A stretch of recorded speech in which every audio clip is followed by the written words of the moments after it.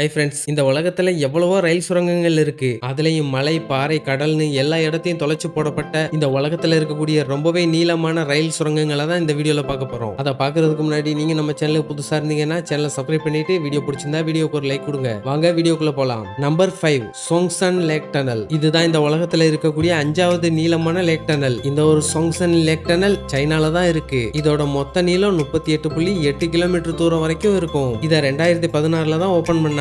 இது சீனாவோட high speed ரயில் திட்டத்துல இதுதான் முக்கியமான ரயில் பாதையா இருக்கு. இந்த உலகத்திலேயே அதிகமான ஹை ஸ்பீட் ரயில் பாதை எங்க இருக்குன்னா அதுவும் சைனால தான் இருக்கு. நம்பர் 4 இலியோன் டனல். இதுதான் இந்த உலகத்துல இருக்கக்கூடிய 4வது நீளமான டனல். இது சவுத் கொரியால தான் இருக்கு. இதோட மொத்த நீளம் 50.3 கிலோமீட்டர் தூரம் வரைக்கும் இருக்கும். இந்த ஒரு டனலையும் 2016 தான் திறந்திருக்காங்க. இந்த ஒரு ரயில் பாதையை சியோல்ல இருந்து சின்சோங்னு சொல்லப்படுற இடத்துக்கு போறதுக்காக தான் இந்த ஒரு ரயில் பாதையை அமைச்சிருக்காங்க. இந்த ஒரு டனலுக்குள்ள கிட்டத்தட்ட 300 கிலோமீட்டர் ஸ்பீடு வரைக்கும் இந்த ஒரு ரயில் போகுமாம். Number 3 channel tunnel. இந்த டனல் தான் இந்த உலகத்துல இருக்கக்கூடிய நீளமான 3வது டனல். இதோட மொத்த நீளம் 50.5 கிலோமீட்டர் இருக்கும். இந்த ஒரு டனலை 1994 தான் திறந்திருக்காங்க. இந்த ஒரு டனல் இங்கிலாந்தையும் பிரான்ஸையும் இணைக்குது. இந்த ஒரு டனல் வழியா தான் யூரோப்லயே ரொம்பவே ஃபேமஸான ஈரோ ஸ்டார் ட்ரெயின் போகுது. இந்த ஒரு ட்ரெயின் லண்டன்ல இருந்து பாரிஸ் வரைக்கும் போறதுக்கு வெறும் 2 மணி நேரம் தான் எடுத்துக்கிறது. இந்த ஒரு டனல் போடுறதுக்கான திட்டத்தை 200 வருஷங்களுக்கு முன்னாடியே போட்டு வச்சிருந்தாங்களாம். ஆனா இதை 20ஆம் நூற்றாண்டுல தான் நிறைவேற்றி இருக்காங்க.